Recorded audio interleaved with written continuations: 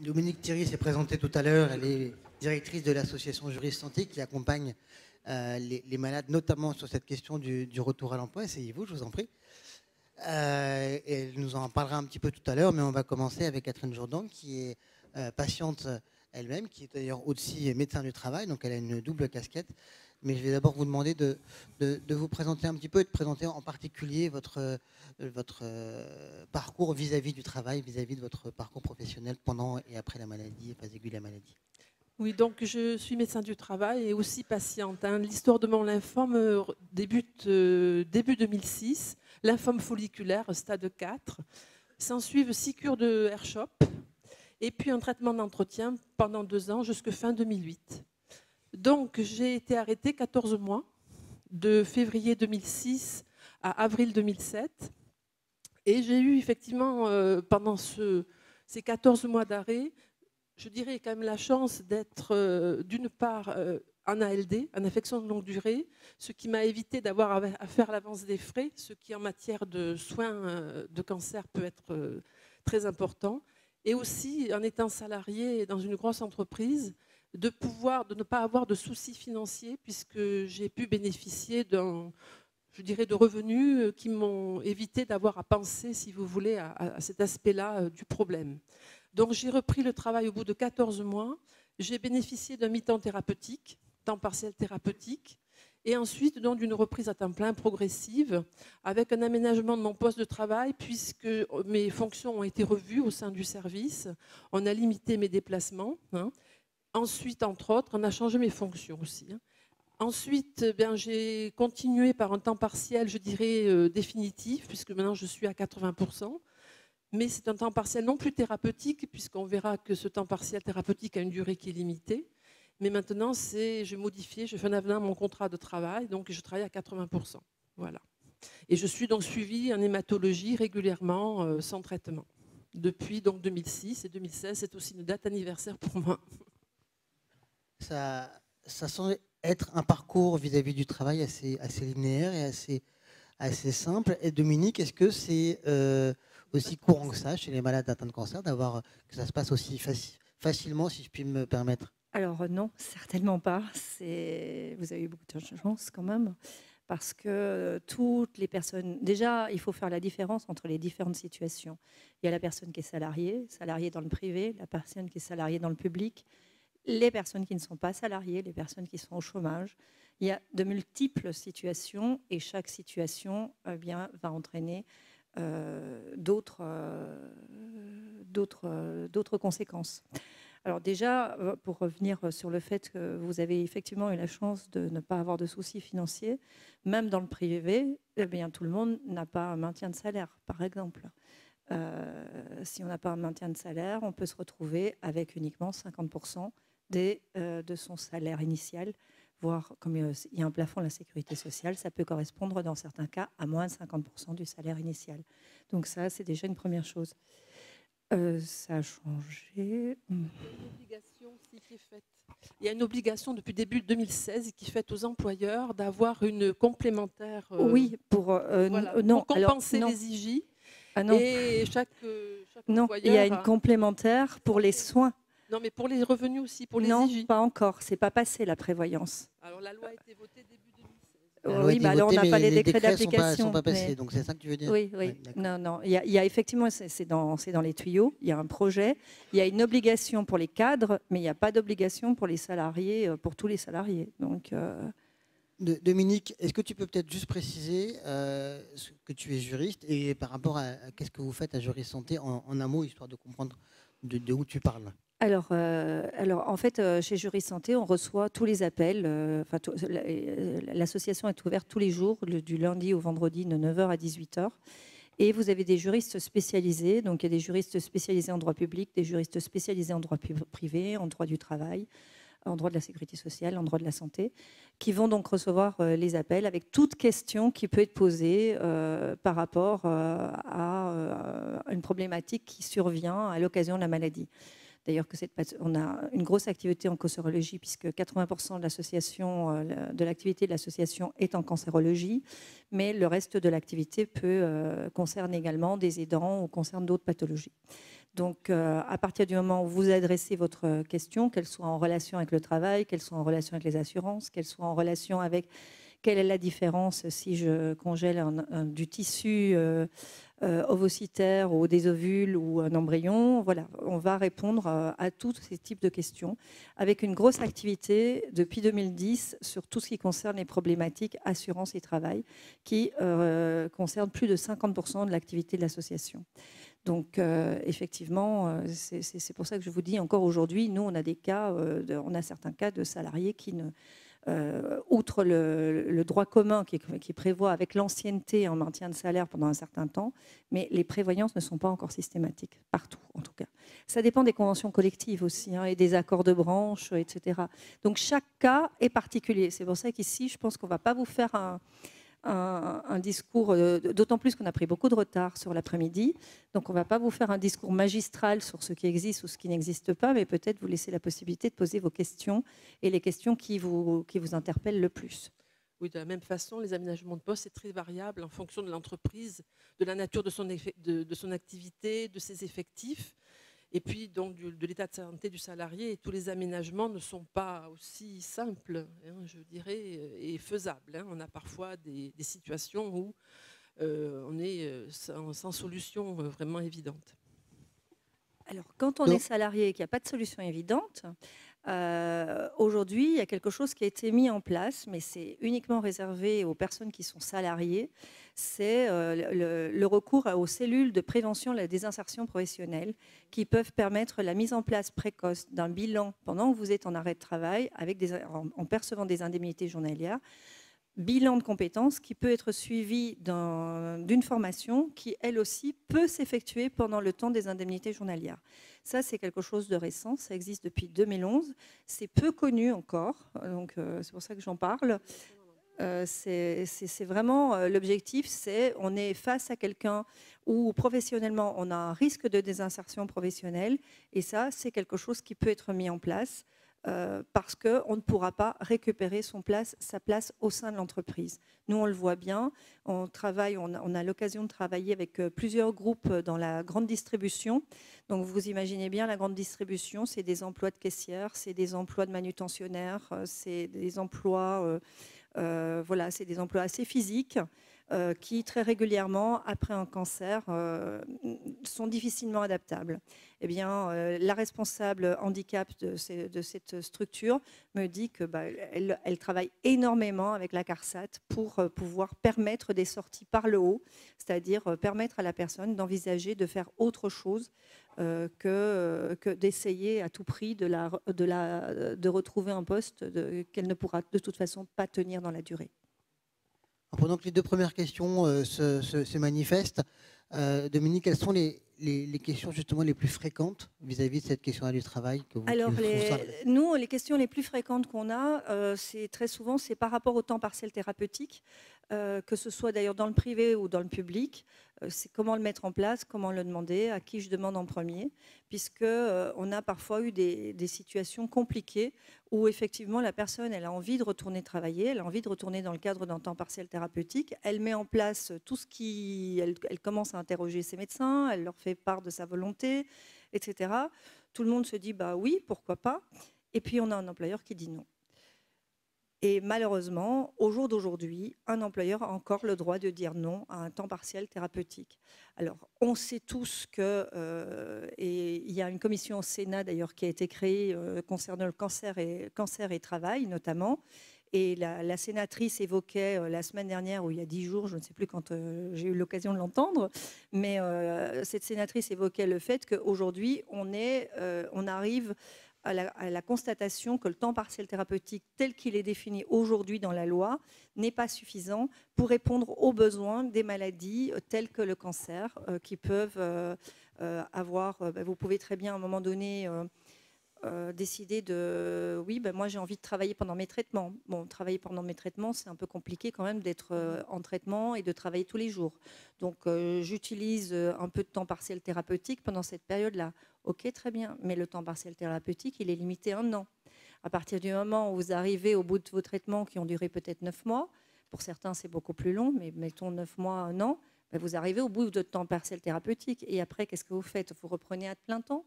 Non, ce n'est pas possible. Alors, on n'a pas d'autre choix à ce moment-là que de vous proposer des pensions d'invalidité. Donc, c'est une vraie problématique. Donc, on commence à se dire que peut-être il va falloir pouvoir, effectivement, au lieu de basculer trop vite les gens en pension d'invalidité, permettre d'avoir des temps partiels thérapeutiques qui puissent être plus longs tant que les droits sont ouverts. Donc voilà, il y a des pistes. Il y a des choses à faire, il y a des choses à transformer, très certainement. Je pense qu'il y a vraiment du travail à faire pour vous faciliter aussi la vie dans ce retour ou dans ce maintien dans l'emploi. Parce que alors après, moi, j'insiste beaucoup là-dessus. Vous avez effectivement des patients qui vont souhaiter maintenir leur emploi pendant les traitements. En aucun cas, ça doit être considéré comme ce qui doit être fait. Il y a trop de discours aujourd'hui où on est soit dans l'extrême banalisation, soit dans l'extrême dramatisation. Je veux dire, une personne n'est pas l'autre, on est vraiment dans la singularité. Il y a des personnes qui toléreront très bien leur traitement, pour qui moralement ce sera important d'aller travailler, ou tout simplement pour qui pécuniairement ce sera important d'aller travailler. Moi, j'ai vu des gens déchirer leurs arrêts de travail. Déchirer des arrêts de travail parce qu'ils me disaient « Madame Thierry, c'est pas possible. Moi, si je m'arrête de travailler, je ne remplis pas mon frigo à la fin du mois. » Donc ça, c'est aussi une réalité. Et en matière donc de reclassement professionnel, plus tôt on anticipe, mieux c'est. Parce que ce n'est pas au dernier moment, au moment de la reprise, qu'il faut se poser la question. En fonction de son état de santé, si on voit qu'il y a des choses qui ne vont plus par rapport au poste de travail, il faut réagir très tôt, consulter, demander à rencontrer le médecin du travail pendant l'arrêt, pour voir déjà mettre en place le maintien dans l'emploi à ce moment-là, pour voir s'il n'y a pas une formation qu'on peut déjà proposer, un bilan de compétences, etc. Parce que c'est pas au dernier moment, on va se retrouver en situation de reprise. Nous, ce à quoi on est confrontés, c'est des gens qui reprennent, rien n'a été fait avant, et on est face à une situation où la personne ne peut plus reprendre sur son poste. Mais on est le jour de la reprise, et qu'est-ce qu'on fait? Alors bien souvent, on transige, on les renvoie en arrêt de travail, quoi. On n'a pas d'autre.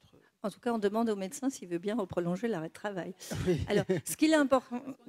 Ce qu'on fait, c'est qu'on dit qu'ils ne peuvent pas travailler, on les met inaptes temporaires et forcément, oui, tout à fait. On relance la procédure de l'arrêt. Mais enfin, ça a des limites. Ça a exactement des limites. Alors, ce qui est important de savoir par rapport à cette anticipation, ce qu'il faut que vous sachiez tous, c'est que vous avez... Quand on est salarié, parce que si on est travailleur non salarié ou si on est au chômage ou si on est dans un autre contexte, ce ne sera pas nécessairement possible. Les professions libérales, etc., ça ne se passe pas de la même manière. Mais en tout cas, si vous êtes un travailleur salarié, en termes d'anticipation, vous avez la possibilité de déclencher une visite de pré-reprise chez le médecin du travail. Ce qu'il faut savoir, c'est que cette visite de pré-reprise, elle est gratuite. Vous pouvez même en déclencher plusieurs. C'est-à-dire, moi, ça m'arrive de dire à des personnes qui commencent à envisager de travailler, mais qui me disent « Oui, mais si je déclenche maintenant la visite de pré-reprise, mon employeur, il va se dire que du coup, je vais bientôt pouvoir revenir. » Mais non, parce que la visite de pré-reprise, si le salarié souhaite qu'elle reste confidentielle, elle reste confidentielle.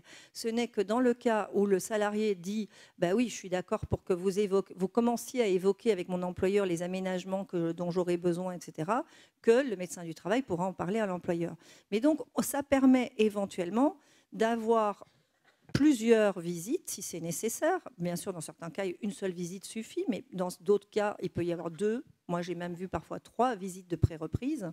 Et ça permet, là, on est vraiment dans l'anticipation. Et là, on peut vraiment voir au mieux comment favoriser cette reprise. Alors, j'insiste, ça, c'est des choses qui sont prévues pour les salariés. Mais bien évidemment, quand vous étiez inscrit au chômage, que vous êtes en arrêt de travail, il n'y a rien qui est prévu pour vous à ce niveau-là. Et par contre, ce qui est important de savoir, c'est que ce n'est pas la peine de vous faire prescrire un temps partiel thérapeutique si vous devez vous réinscrire au chômage. Parce que si vous êtes en temps partiel thérapeutique, pour le chômage, ça veut dire que vous êtes en arrêt de travail. Et à ce moment-là, ils ne vous réinscrivent pas. Et la sécurité sociale vous dit, ben oui, mais nous, on a donné notre accord pour un temps partiel thérapeutique, mais vous ne travaillez pas. Donc moi, j'ai vu des gens qui se faisaient radier des 2 côtés et qui se retrouvaient sans ressources. Donc ça, c'est des choses, voilà, c'est pour vous dire, chaque situation est vraiment unique, chaque situation nécessite une réponse personnalisée, et il vaut mieux un appel téléphonique, que ce soit à nous ou à d'autres associations qui peuvent faire la même chose que nous, en amont, là aussi, anticiper plutôt que nous appeler en disant bah voilà, je viens de me faire radier de partout, qu'est-ce que je fais, où est-ce que je vais. Pareil, un sujet qui est peu abordé en règle générale, c'est la situation des travailleurs non salariés. Alors, il y a des choses maintenant qui se mettent en place. Il y a les scoops, c'est ça ? Les scopes. Les scopes, voilà, les scopes qui permettent effectivement à certains de retrouver une certaine, d'être entrepreneur, mais en même temps d'avoir les avantages de la personne qui est salariée. Les scopes, c'est les sociétés civiles ouvrières de production. Voilà. Leur version moderne, les CAE, les coopératives d'activité et d'emploi. Voilà, et puis vous avez les sociétés de portage, etc. Mais de manière générale, c'est vrai que quelqu'un, une personne qui travaille à son compte et qui du jour au lendemain se retrouve avec un diagnostic de cancer, je dirais que c'est la débrouille. Moi, j'ai vu l'autre jour, là, je faisais une permanence à Gustave Roussy et j'ai un monsieur qui est venu me trouver parce qu'effectivement, il est plombier, il a sa petite entreprise de plomberie, il a une très très grosse chimiothérapie, il peut absolument plus travailler. Et aujourd'hui, pour pas perdre complètement tout ce qu'il a, enfin, je veux dire, c'est une entreprise qu'il a montée depuis plus de 20 ans, donc pour pas perdre ses clients, etc. Ce sont des copains plombiers qui essayent de le dépanner sur certains contrats, à gauche, à droite, etc. Mais vous imaginez bien que ces copains plombiers, ils veulent quand même être payés. Donc ce monsieur a une grosse déperdition de ses revenus. Et à cette occasion-là, heureusement, il avait pris une prévoyance à titre privé, puisque vous avez pour donc ce qu'évoquait Madame Jourdan, effectivement, vous avez les prévoyances collectives dans les entreprises pour permettre des maintiens de salaire qui peuvent être plus ou moins variables en fonction des garanties qu'auront pris les employeurs. Mais d'un autre côté, vous, à titre personnel, vous pouvez effectivement, vous aussi, avoir accès à des prévoyances. Alors, pas d'illusion, je vous le dis tout de suite, là, c'est encore pire que le droit à l'oubli. Pas d'illusion. Si vous prenez votre prévoyance alors que vous êtes jeune, bien portant, etc., il n'y a pas de problème, vous l'aurez. Et ça vous coûtera quand même un certain coût. Et ce qui fait que beaucoup de gens qui s'installent en entreprise, à un moment donné, quand ils ont une période un petit peu compliquée, un petit peu difficile, qu'est-ce qu'on fait sauter en premier? C'est la prévoyance. Or, une fois qu'on l'a fait sauter, il faut la récupérer derrière. Si entre-temps, on a un petit problème, je ne sais pas, on a mal au dos, avec des problématiques de dos, ou on a un peu de cholestérol, ou on s'est mis à fumer, etc. Déjà, l'âge, la prévoyance, quand on va la réacquérir, elle ne sera pas au même prix qu'avant. Pour un peu qu'on ait eu un diagnostic d'une maladie un petit peu grave, dont le cancer, ça devient inaccessible. Vous avez un refus quasiment systématique d'assurance en prévoyance. Or, donc là, ce monsieur, pour reprendre mon exemple, bon, lui, il avait cette prévoyance, mais qui couvrait que partiellement la perte qu'il avait, et il s'était fait séduire par une autre assurance, ou qui s'était dit, ça me complétera parfaitement, qui est l'assurance dépendance qu'on vous propose très régulièrement maintenant. Et je vous conseille vivement de regarder les contrats et de regarder ce qu'on vous propose dans les contrats, ou si vous avez signé ce type de contrat, de le regarder pour savoir quand vous allez pouvoir l'utiliser exactement. Parce que ce monsieur, il vient me voir parce qu'il voudrait mettre en place, obtenir la rente de ce contrat dépendance. Sauf qu'il a choisi une version de ce contrat où, en fait, il ne pourra obtenir le versement de la rente que le jour où il aura besoin d'une tierce personne à temps plein. Ce n'est pas parce qu'on a un cancer qu'on a besoin d'une personne à temps plein. Voilà, donc ça ne va pas marcher. Donc faites attention. Moi, j'encourage, ceux qui sont là, malheureusement, je suppose que vous avez été diagnostiqués, vous avez été confrontés à la maladie, donc ce type de contrat, c'est peut-être pas là que vous allez les contracter, mais en tout cas, faites attention aux contrats que vous avez contractés pour voir comment est-ce qu'ils peuvent vous protéger. Et puis faites passer peut-être les informations aux gens autour de vous. Qu'il faut être très vigilant par rapport au contrat qu'on accepte ou qu'on n'accepte pas ou qu'on sollicite. En tout cas, c'est vrai que dans le cadre... On va passer un peu des questions, mais on se rend compte en effet qu'il y a beaucoup de conseils importants tout à faire passer, et qu'un des conseils, c'est de solliciter des plateformes comme Juris Santé pour pouvoir répondre aux cas particuliers. Je crois que Madame, là au milieu, il y avait une question. Bonjour. C'est...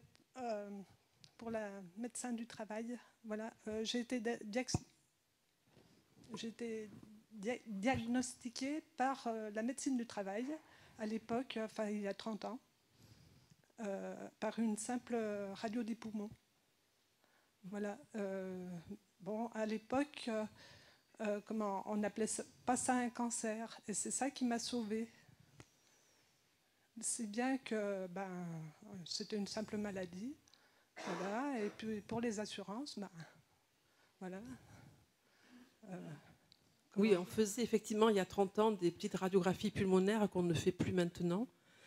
Elles ont été faites à une époque, ça remonte, où on avait un intérêt à un dépistage systématique, notamment en matière de tuberculose. Maintenant, ça ne se fait plus parce qu'il y a quand même un risque d'irradiation. Donc, on ne le fait pas de manière systématique, mais uniquement au cas où ce soit indiqué sur le plan médical. Hein.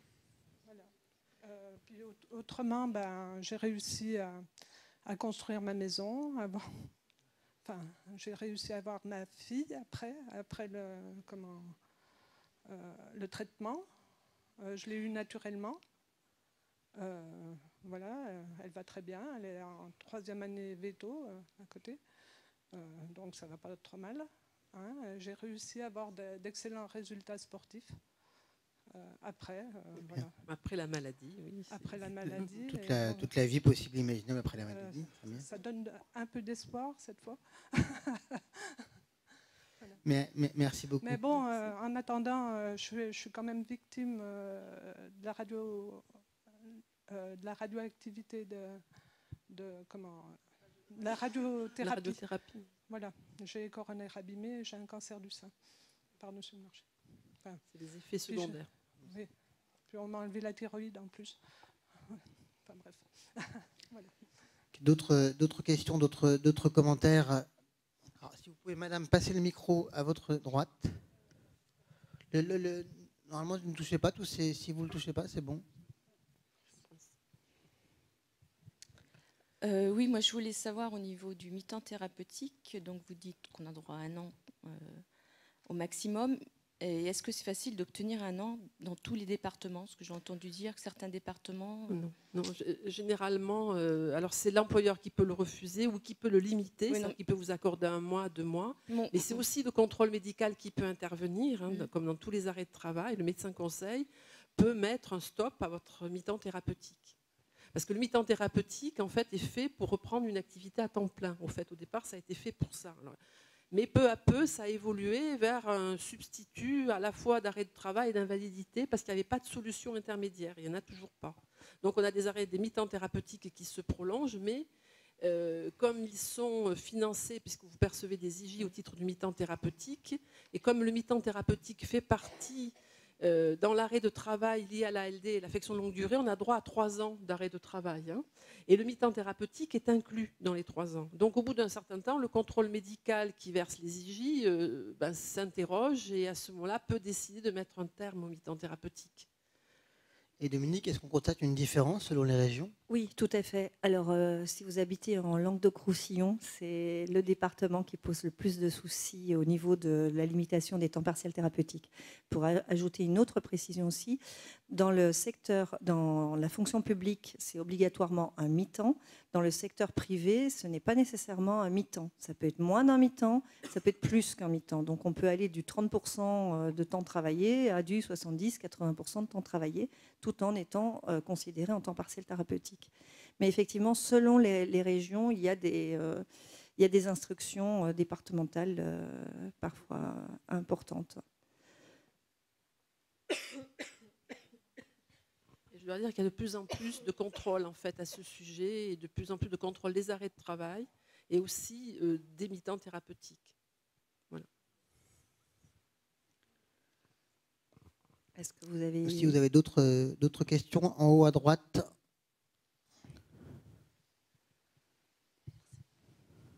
J'ai vu 2 mains se lever en haut à droite.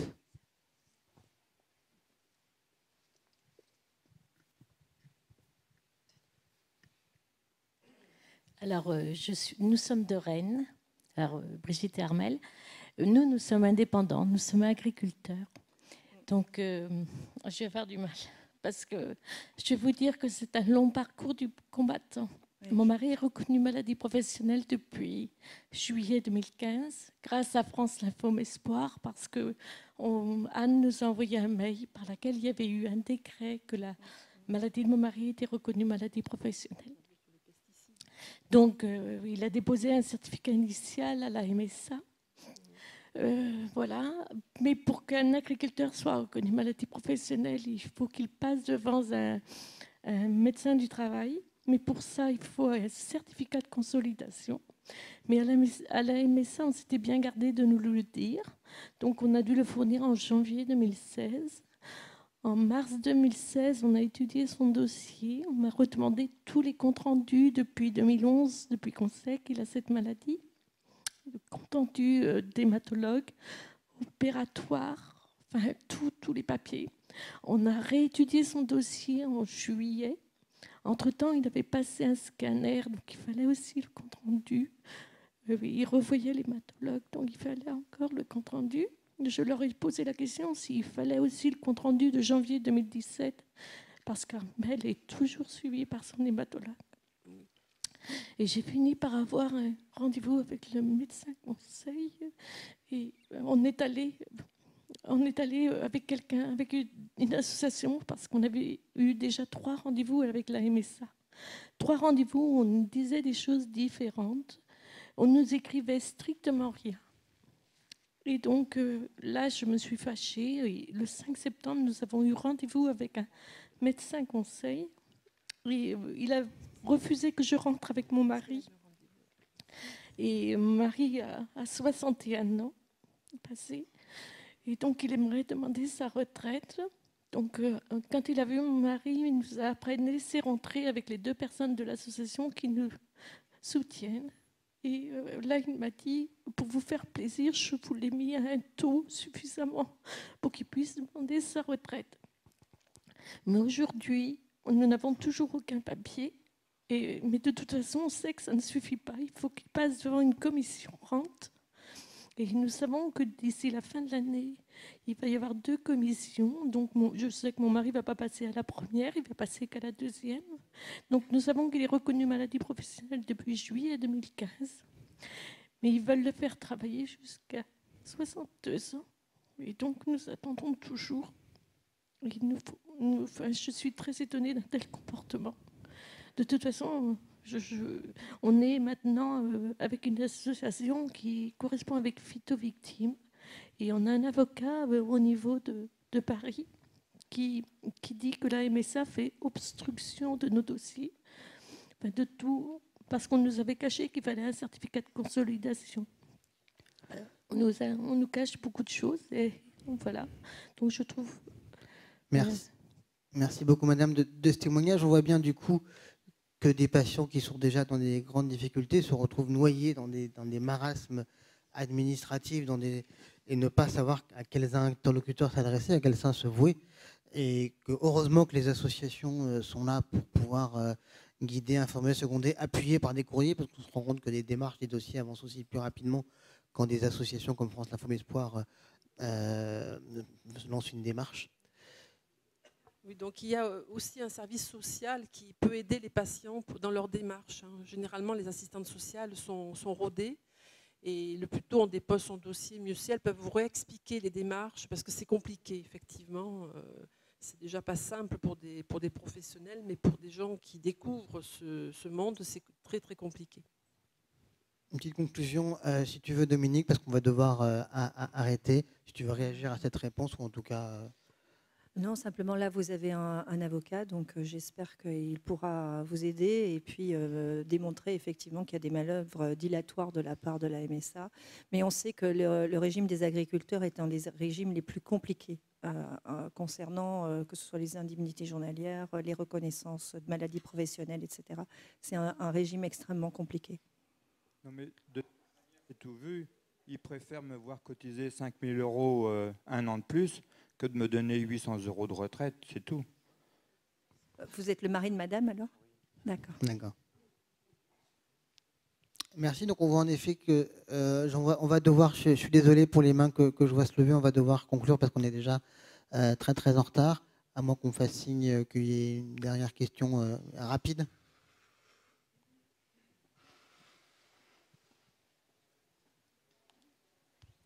Merci beaucoup. C'est M. Grosch, encore une fois, de Ronva. Je voulais dire à ces messieurs-dames qu'ils aient la force, le courage de continuer à se battre, parce que je me suis battu aussi pendant de longues années. C'était au pied du mur, la tête dans le mur, mais j'ai su faire face avec l'aide de, si je puis dire, de mon assistance juridique, la MAF. Le fait que je rencontre des difficultés déjà financières suite à un prêt vis-à-vis des banques, pour ne citer qu'une grosse banque sur le territoire national, qui ont une bonne assurance de leur côté, pour ne pas la citer, hormis la Cardiff. Cette Cardiff-là fait partie du groupe BNP Paribas, et ce sont des loups qui ne se mangent pas entre eux. Ce qu'on vous prend d'un côté, on évite de vous le redonner en cas de complication de la maladie. Et au niveau de la maladie professionnelle, c'est pareil. Le tout, c'est de trouver déjà les bonnes personnes en qui aller exposer son problème et être défendu. Voilà. Donc que les gens ne baissent pas les bras quand ils sont dans la difficulté et qu'ils se battent à fond. Je peux juste réagir. Alors, par rapport à ce que vous avez vécu, ce qui doit remonter à quelques années, et par rapport à ce que vous avez vécu, monsieur aussi, ce qu'il faut savoir, c'est que de plus en plus de centres anticancéreux ou d'établissements, en tout cas, qui soignent les cancers, sont de plus en plus sensibilisés à cette problématique de la maladie professionnelle qui vient, que ce soit de l'exposition à l'amiante ou de l'exposition aux pesticides, ou peut-être parce que c'est du travail de nuit, etc. Et donc, ils montent des consultations spécifiques pour voir si effectivement cette maladie, le cancer, est un cancer professionnel. Et dans ce cas-là, vous avez le service social de l'établissement qui a créé cette consultation particulière qui peut vraiment vous aider à monter des dossiers. Et vous avez des associations qui sont vraiment spécialisées aussi dans le suivi et l'obtention des rentes pour maladies professionnelles. Et il faut vraiment, je pense, vous appuyer là-dessus. Parce qu'effectivement, être tout seul, c'est compliqué. Quand on est tout seul, on se décourage. Au bout d'un moment, eh bien, ça fait la xème fois qu'on vous demande le même document, on n'en peut plus et on arrête. On ne l'envoie plus et on laisse tomber. Et en fait, non, il ne faut pas laisser tomber. Il faut juste trouver un interlocuteur, quel qu'il soit, mais un interlocuteur qui vous convienne, que ce soit l'assistant social de secteur, l'assistant social de votre établissement de santé, une association, peu importe qui c'est, parce que de toute façon, on ne sera jamais assez nombreux pour vous aider tous, comme il faudrait pouvoir le faire, mais appuyez-vous sur cette personne. Il faut vous faire aider, il faut vous faire soutenir, parce qu'il ne faut pas baisser les bras. Là, je rejoins monsieur, parce que quand on baisse les bras, eh bien, on renonce à ses droits, et en tant que juriste, je ne peux pas vous recommander de renoncer à vos droits. C'est sur ce conseil qu'on va devoir conclure, parce qu'on est déjà très très en retard, on va devoir évacuer. Je vous conseille à ceux qui veulent encore interagir, pouvoir venir voir personnellement Dominique et Catherine, et vous adresser dans un second temps à Juris Santé. Merci beaucoup à toutes les deux. Je vais laisser Guy conclure la journée. Désolé pour les mains qui étaient levées.